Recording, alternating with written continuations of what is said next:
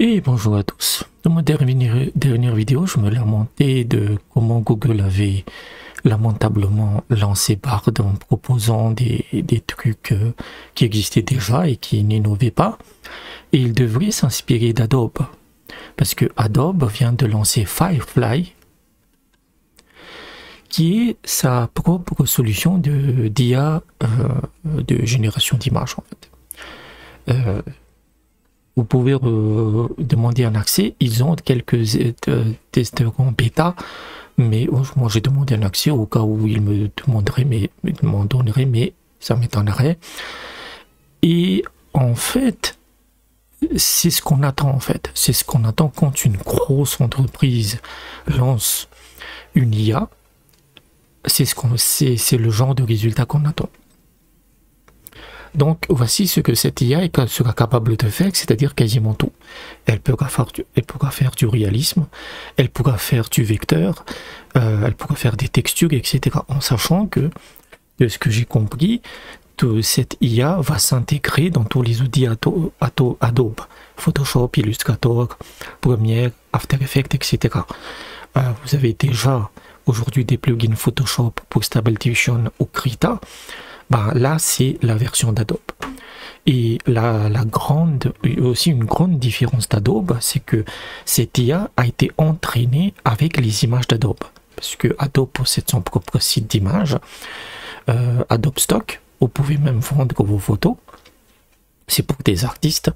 Et donc il va utiliser les images qu'il possède déjà sur Adobe Stock et des images du domaine public, ce qui fait que ça posera aucun problème ça posera aucun problème juridique.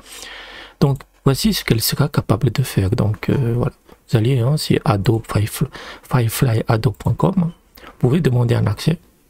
Voici ce qu'elle sera capable de faire. Ça, c'est la première chose. Voilà, ça c'est ce qu'on appelle de l'outpainting. J'avais déjà montré ça quand j'avais montré l'éditeur de Leonardo. L'outpainting, c'est quelque chose qui existe dans Stable Diffusion. Et là, imaginez que vous ouvrez cette photo, ce type de photo dans Photoshop, vous activez cette IA et ça vous permet d'étendre la scène. C'est ça une outpainting en fait. C'est-à-dire ça étend l'image, ça rajoute d'autres détails à l'image. Voilà. Et ça peut aller très loin. Ça, c'est très puissant. En sachant que là, il a juste masqué le truc, quoi. Il a masqué le phare pour qu'il ne soit pas changé. Ensuite, ça aussi, c'est assez génial. Et c'est quelque chose qu'aucune IA, que ce soit Midjourney, que ce soit Stable Diffusion est capable de faire, créer des vecteurs. Vous tapez votre prompt et ça crée des vecteurs. Et vous lui dites, donne-moi des variations de ces vecteurs. Et vous, voilà. C'est monstrueux.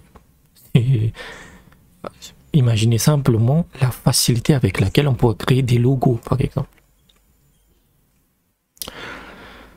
Ça, c'est le edit. L'edition. Il y a déjà, Stable Diffusion est capable de faire ça. Là, vous avez l'image en fait et vous lui dites voilà, je veux que ça soit changé, que ça de l'hiver ça devienne du printemps, ce mec la porte un t-shirt blanc, je veux qu'il soit rouge. C'est instantané. Et là aussi, en fait, Adobe Firefly, c'est pour les professionnels. C'est pour les artistes professionnels qui font énormément de création pour leurs clients, en fait. Et grosso modo, ce qu'il dit que vous dites, je veux un poster pour Facebook ou Instagram, il va vous le créer, en fait. Tu vois. C'est démentiel. C'est démentiel. En sachant que, voilà, ça c'est pour le futur. Ça c'est dans le futur en fait, c'est-à-dire que pour le moment c'est pas encore disponible, mais peut-être dans 6 mois, en un an, vous pourrez créer des objets 3D. Vous pourrez créer des objets 3D en fait. En sachant que dans une vidéo j'avais déjà montré une IA qui crée des textures pour des objets 3D, vous avez les deux qui se connectent. Vous avez aussi ça. Il peut créer des lettres, il peut pas créer des mots. En fait, parce que l'IA a un mal de chien avec les mots, mais vous pouvez créer lettre par lettre. Et donc, ça vous permet en fait de styliser des lettres comme jamais auparavant. Non mais regardez le truc, quoi. Une lettre, Stable Diffusion est capable de te faire, je pense même, mi-tournée. Mais avec ce type de détail, ça m'étonnerait. Voilà. Donc, c'est ce qu'on attend, en fait. C'est ce qu'on attend. Là, c'est sur quoi ils sont en train de travailler encore. C'est-à-dire que toutes ces options que je viens de montrer, c'est disponible. À part l'aspect 3D. Et donc là, on l'avait vu aussi dans Stable Diffusion, vous dessinez quelques esquisses et ça crée l'image. Voilà, ça vous permet en fait d'appliquer n'importe quel style. Par exemple, vous prenez un style d'un artiste et vous pouvez l'appliquer à votre image. Ça aussi, c'est possible dans Stable Diffusion, en donnant simplement le nom de l'artiste. Et ça améliore le photoréalisme. Voilà. Donc, c'est époustouflant. C'est surtout sur le truc des vecteurs, il m'a vraiment impressionnant. Et donc, il y a des nouveautés, mais c'est pas non plus une révolution. Mais c'est ce qu'on attend en fait d'une grosse entreprise. Prenons de la graine Google.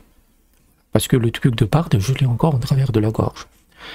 Donc, les IA d'images sont en train de tout bouleverser en fait. Et honnêtement, je sais même pas comment vont se comporter les artistes. Honnêtement, j'ai pas la réponse. Mais interdire l'IA, c'est pas la solution. J'espère que vous avez apprécié la vidéo. N'hésitez pas à laisser un pouce bleu. Abonnez-vous à la chaîne, c'est toujours important. Et je vous dis peut-être à bientôt.